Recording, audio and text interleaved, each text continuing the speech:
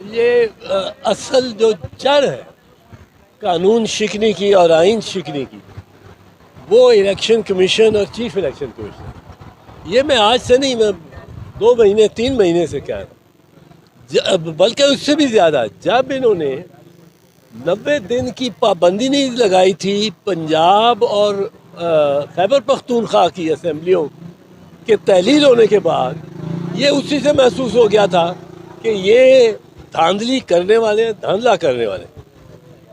90 दिन से एक दिन ज़्यादा निगरान नहीं जा सकते। यहाँ निगरान बैठे रहे वो साल से ज़्यादा।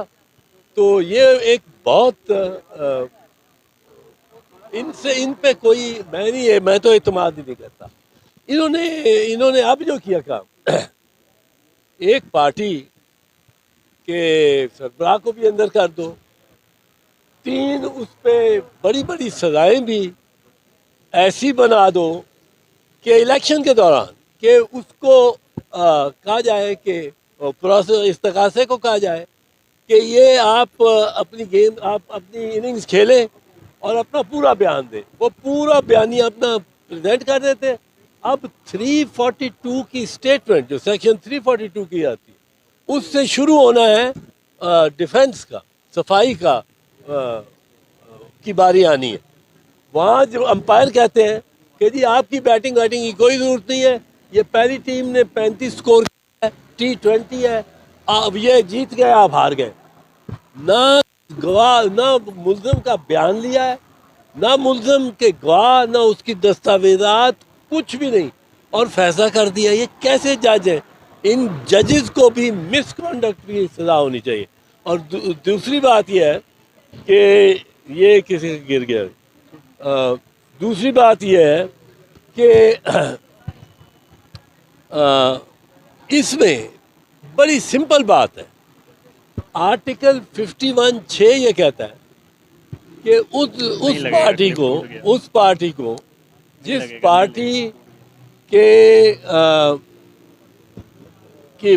मेंबर आ गए हैं असेंबली में, उनको उतनी सीटें मिलती हैं, उस तनासब में सीटें मिलनी है जिस तनासब में उनकी नुमाइंदगी है।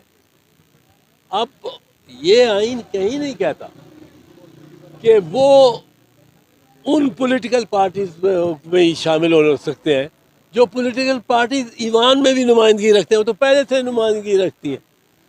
ये इलेक्ट हो गए, अब शामिल होना चाहते हैं, एक ग्रुप बनाते हैं। इलेक्शन कमीशन ने किस दिन वो काउंट करना है? इलेक्शन कमीशन ने वो मेंबर उस दिन काउंट करने हैं जिस दिन 3 दिन हो जाएंगे। 3 दिन ये इंडिपेंडेंट्स किसी पॉलिटिकल पार्टी में जाने के मजाज है। अब वो पॉलिटिकल पार्टी, कहीं ये तो नहीं लिखा पॉलिटिकल पार्टी रजिस्टर्ड होगी, ये तो नहीं लिखा। ये भी नहीं लिखा कि वो पॉलिटिकल पार्टी हाउस में ही होगी।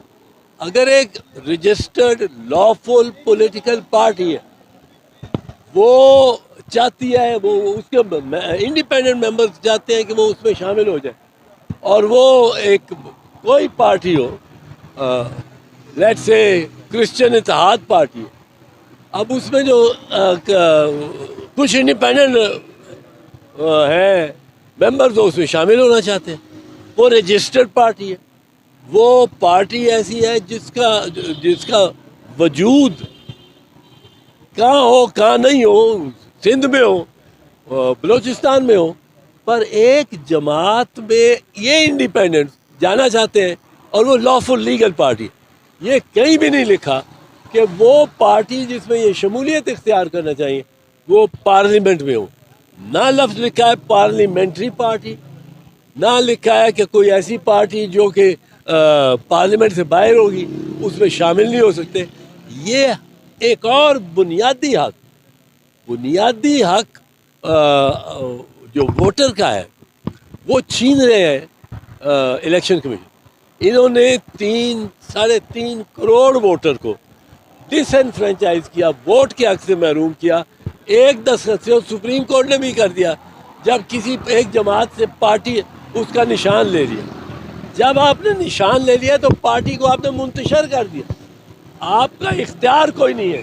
किसी पार्टी को मुंतशर या तहलील करने का वो इख्तियार सिर्फ और सिर्फ सुप्रीम कोर्ट के एक स्पेशल बेंच को है।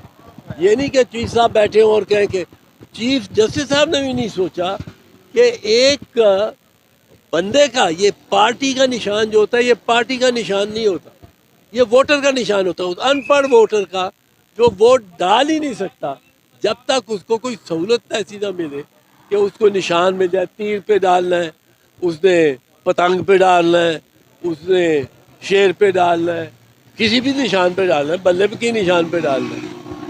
वो अनपढ़ वोटर जो है, और पाकिस्तान में 70% आबादी अनपढ़ है, तो ये इन्होंने ये खिलवाड़ कर रहे हैं। इलेक्शन कमीशन बहुत डिसअपॉइंटमेंट है। मैं तो पहले कह चुका हूँ कि इनके खिलाफ केस बनना चाहिए।